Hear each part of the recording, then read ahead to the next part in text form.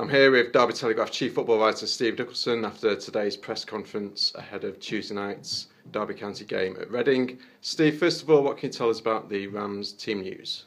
Yeah, Chris Bird obviously is going to miss the game. Everyone saw the nasty knock on the head he took at Preston on Saturday.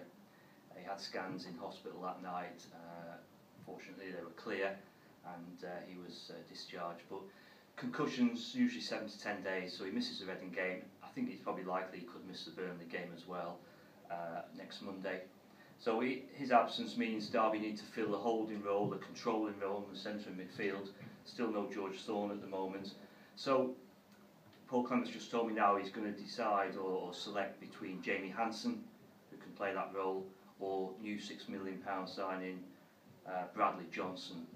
Bradley played in a three-man midfield at Preston, but slightly further forward, but we could see him, as I say, screening the back four, or Jamie Hansen. Clements again told me that he will go with a 4-3-3 formation. Just on other injury news, Craig Bryson is still not ready. He's trying to shake off this knee injury he suffered at Bolton on the opening day of the season. He's deeply frustrated, knowing Craig as I do, he'll really want to be out there playing. He thought he'd be back within 2 weeks. It's now over 5 weeks, so we'll wait and see how that goes. George Thorne could return to training on Thursday. He's been doing some running. He's been doing some work in the pool.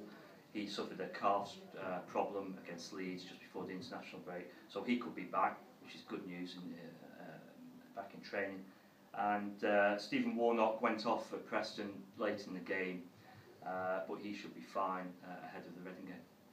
Okay, Steve. Lee Grant was in goal against Preston on Saturday. Did Paul Clement give any indication who's going to be in goal tomorrow night? Yeah, it was interesting because Paul Clement said the decision to play Lee Grant ahead of Scott Carson surprised a lot of people, but he said he wasn't really surprised because, again, he stressed he feels he's got two very, very good goalkeepers. He doesn't call them a number one and number two.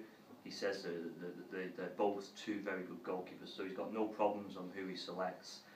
He wouldn't give away who will play against Reading. He said we'd find out an hour or so before kick-off when the team news comes out, but he said he had decided who would be in goal. As you mentioned, Chris Bird will be out. He'll miss tomorrow night's game. Who will be captain in his absence? Yeah, again, when Paul Clement was asked this, he actually said, "Oh, that's a very good question." So whether or not he thought about it, and I'm not too sure. But yeah, they'll need another skipper because Chris Bird obviously out injured. Jason Shackle must be in there, I'd imagine. Jason Shackle, was captain of Burnley before he came back to Derby. There are other leaders. I mean, what Paul Clement stressed was he's got a number of captains, if you like, within the team, and that's one of the good points about this current Derby squad. There's a lot of leaders in there. Keogh's captain Derby, as we know. Shackle's in there. Carson's captain before. Chris Martin's had the captain's armband during pre-season. Bradley Johnson, etc., etc. So he's fairly relaxed about it. But he said he'll think over the captaincy, and I say he'll decide just before the game tomorrow. And did Paul Clement say anything about tomorrow night's opponents, Reading? Yeah, I mean, both teams are going into the game on the back of good results. Derby obviously got their first win of the season at Preston 2-1. That was a massive moment for the team and for Paul Clement because, everyone expects them to get off to a better start than they have done so far.